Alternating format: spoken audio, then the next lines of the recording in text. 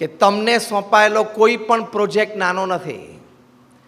ઘણા કામ એવા હશે કે તમને રોટરીના પ્રસંગમાં સ્ટેજ ઉપર આવવા નહીં મળે, અને ઘણાના કામ એવા હશે કે એની કળા એવી હશે અથવા તો એનું કામ એવું હશે કે વારે વારે એને સ્ટેજ ઉપર આવવાનું થશે, અને ઘણાને એવું હશે કે એને અત્યારે પાર્કિંગ અને કિચન ડિપાર્ટમેન્ટની સેવા હશે. તો he will not see the stage or she will not see the stage. પણ તમારે કોન્સેપ્ટ ક્લિયર રાખવાનો કે હું અહીંયા સેવા કરવા આવ્યો છું. રેકોગ્નિશન મળે કે ના મળે, my job, my pledge is two સર્વ. કારણ કે રોટરીનો સિદ્ધાંત શું છે? વી સર્વ. તો અહીંયા થોડું ઈગો ડિફ્લેટ કરીને આપણે થિંક ડિફરન્ટ કરવાનું છે કે મારે સેવા કરવાની છે. એટલે અહીંયા સંસ્થામાં કોઈ કામ નાનું નથી. એટલે જ્યારે તમને કોઈ ક્લબ તરફથી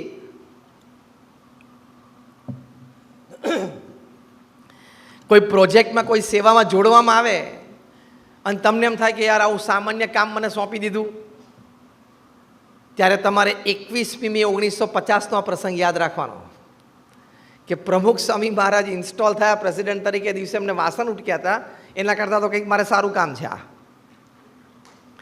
You take inspirations from great personalities to live a better life, to learn something in life. બીજું, કોઈ પણ અઘરું કામ થઈ શકે છે, ગમે તેવો મોટો પ્રોજેક્ટ. અને હંમેશા તમને બધા રોટેરિયન્સને મારી અર્જ છે, તમારી કેપેસિટી બહારનો પ્રોજેક્ટ હાથમાં લેવો. નાનો પ્રોજેક્ટ હાથમાં જ નહીં લેવાનો. નહીં લેવાનો એટલે એ દ્રષ્ટિએ કહું છું કે હંમેશા એમ ફોર ધ બિગ. કામ આપણે દરેક નાના મોટા કરવાના છે. મારી ભાવના શું છે કહેવાની? કેપેસિટી બહારનો પ્રોજેક્ટ લેવાનો. તમને એમ થાય કે ના મેક્સિમમ મારી ફંડ રેઝિંગ કેપેસિટી 3 કરોડની છે, 20 કરોડનો જ પ્રોજેક્ટ હાથમાં લેવાનો. Challenge the challenge. This is thinking different. તમે મોટું કામ હાથમાં લો તો ઉપરવાળાને એમ થાય કે કરવું છે ને નિસ્વાર્થ ભાવે, પણ બહુ મોટું હાથમાં લીધું છે તો let me help him. Invoke the divine. તમે મોટો પ્રોજેક્ટ હાથમાં લેશો એટલે ભગવાનને એમ થશે કે ના, એને નિસ્વાર્થ ભાવે સેવા કરવી છે અને બહુ મોટું કામ હાથમાં લીધું છે, લેટ મી હેલ્પ હિમ. અને મદદ આવશે જ. સેવાનું કોઈ કામ પૈસાના વાંકે આજ સુધી અટક્યું નથી અને અટકશે નહીં. હિંમત તમારી હોવી જોઈએ. પ્રમુખ સ્વામી મહારાજે હિંમત કરી, તો તમે જુઓ. પ્રમુખ સ્વામી મહારાજે હિંમત કરી કે અમેરિકામાં અક્ષરધામ કરવું છે. How many of you have been to Akshardham at Gandhinagar અને દિલ્હી? બધા જ. ગાંધીનગર અક્ષરધામ 23 એકર ઉપર છે, એ ટેક્સ્ટ બુક છે. દિલ્હી અક્ષરધામ 110 એકર ઉપર છે, એ એન્સાઇક્લોપીડિયા છે. અને અમેરિકા રોબિન્સવિલ અક્ષરધામ છે, 285 એકર ઉપર છે, લાઇબ્રેરી છે. આખા અમેરિકાને ભારતીય સંસ્કૃતિનું દર્શન થશે. અને એ પથ્થરનું બાંધકામ છે. 1.9 million cubic feet of stone, 19 lakh ઘનફૂટ પથ્થરનું એ કામ છે. 1000 વર્ષ સુધી અમેરિકાની ધરતી ઉપર એમને ઊભું રહેશે. જેમ ભારતમાં 800-1000 વર્ષ જૂના આપણે મંદિરો જોઈએ છે, 1000 વર્ષ સુધી ઊભું રહેશે. અને એના ઉદ્ઘાટન સમારોહમાં 1 મહિના સુધી આ કાર્યક્રમ ચાલેલો. અનેકવિધ પ્રસંગો થયા, અનેકવિધ કાર્યક્રમો થયા. એમાં એક કાર્યક્રમ એવો હતો જ્યારે અમેરિકાના 45 શહેરોના 45 વ્હાઇટ અમેરિકન મેયર્સ મહંત સ્વામી મહારાજ સાથે મંચ ઉપર બેઠા હતા. 45 વ્હાઇટ અમેરિકન મેયર્સ. એટલો ભવ્ય સમારંભ થયેલો. અને એ સમારંભમાં હુઝુ બધા હતા. 2 મોઢે બધાએ નિસ્વાર્થ ભાવે કરેલી આ સેવાના વખાણ કર્યા. કેટલી મોટી હિંમત કહેવાય. 1997માં પ્રમુખ સ્વામી મહારાજે સંકલ્પ કર્યો કે રણમાં મંદિર કરવું છે. ત્યાં ગયા ત્યારે પ્રમુખ સ્વામી તો નહીં, પણ કોઈ પણ સેફ્રન ક્લેડ પર્સનને અબુધાબીમાં એન્ટ્રી જ નહોતી. રૂલ્સ જ એવા હતા એ દેશના. તમે મૂર્તિ પણ ના લઈ જઈ શકો, અને આ કપડાં પહેરીને, આ કલરના કપડાં પહેરીને પણ ત્યાં ન જઈ શકો. એટલે પ્રમુખ સ્વામી મહારાજે શારજામાં એવો સંકલ્પ કર્યો કે આપણે અબુધાબીમાં 2 વર્ષ પહેલાં લંડનમાં જેવું મોટું મંદિર કર્યું છે, ભારતીય સંસ્કૃતિનું સરસ એક્ઝિબિશન ગોઠવ્યું છે, ભારતીય રીત રિવાજ, રહેણીકેણી, વેશકેશ, ખાનપાન એના લોકોને આપણે દર્શન કરાવ્યા છે, લોકોને સારી વાત આપી છે, શીખવાડી છે, એ આપણે અહીંયા અબુધાબીમાં કરવું છે. એટલે આપણા જેવા 2 જણા ડાયા બાજુ ઊભા હતા કે સ્વામી અબુધાબીની દુબઈ રાખો, કારણ કે દુબઈમાં પરમિશન્સ મળશે, અબુધાબીમાં ક્યારેય નહીં મળે.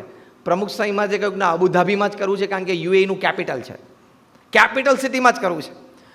પાછું આપણા જેવા 2 જણા ત્યાં અનુભવી ઊભા હતા જે 15-20 વર્ષથી ત્યાં રહેતા હતા. એમણે કહ્યું સ્વામી પોસિબલ જ નથી કે અબુધાબીમાં કોઈ હિન્દુ મંદિર થાય. પ્રમુખ સ્વામી મહારાજ કે અબુધાબીમાં જ કરવું છે, કરો ભગવાનને પ્રાર્થના. અને ત્યાં ભગવાનને ધૂન કરી. 1997નો આ પ્રસંગ પછી તો કેટલી બધી ઘટનાઓ એ પ્રદેશમાં બની, વિશ્વમાં બની, કે કોઈ રીતે કોઈ સંજોગોમાં શક્ય ન બને.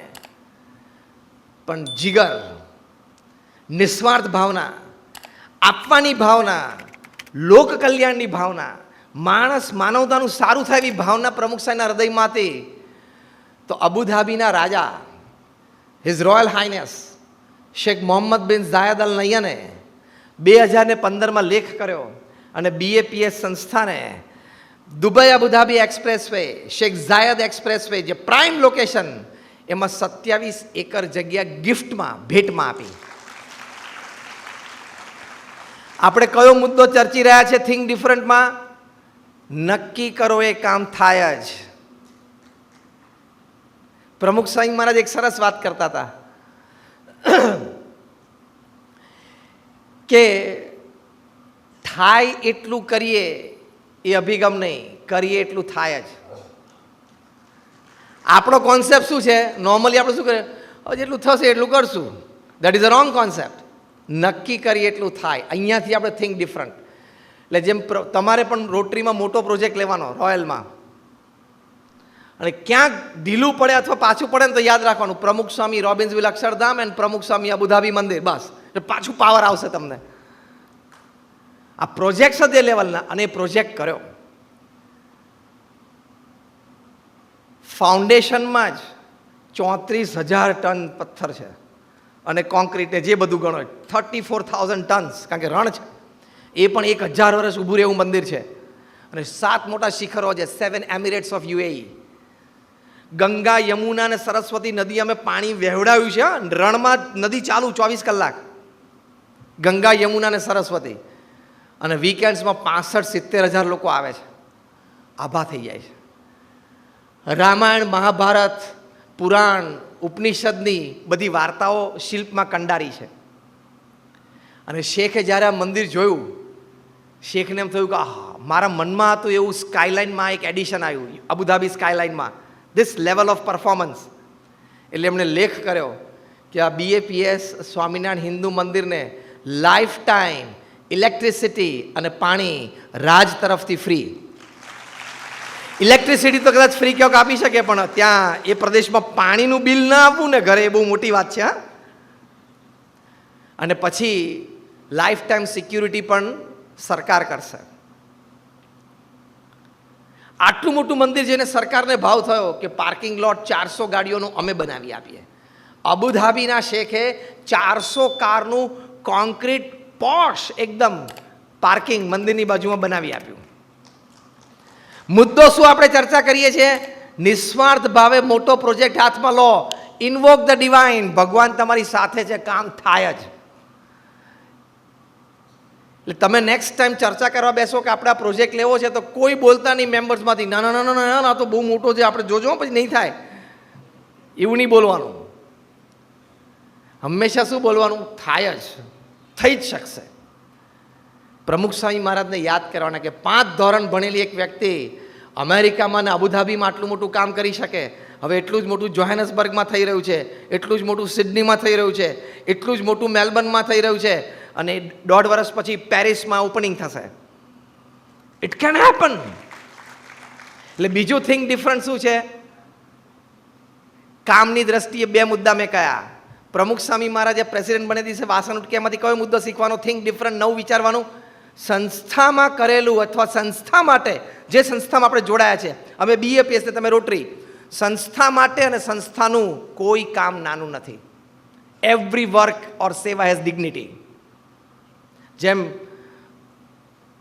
માર્ટિન લુથર કિંગ કહેતા કે if it is in your destiny to sweep the floors, catch the broom in a way and sweep it in a way, imagining yourself to be Michelangelo and Picasso. તમારા નસીબમાં, ગુજરાતી કરું છું, તમારા નસીબમાં ઝાડુ વાળવાની વાત આવી તો હાથમાં સાવરણી એવી રીતે પકડવી અને એવી રીતે કચરો વાળો, તમારી જાતને વિચારો કે હું માઇકલ એન્જેલો છું અને હું વર્લ્ડ ફેમસ આર્ટિસ્ટ પિકાસો છું. એ લોકો એના બ્રશથી જે કામ કરે છે ને એ આજે હું સાવરણીથી કરવાનો. Every work has dignity. કોઈ કામ નાનું મોટું નથી. આ થિંક ડિફરન્ટ. તો તમને કામમાં મજા આવશે, તમને કામમાં ઉર્જા આવશે, તમને કામમાં મજા આવશે, તમને કામમાં ઉર્જા આવશે.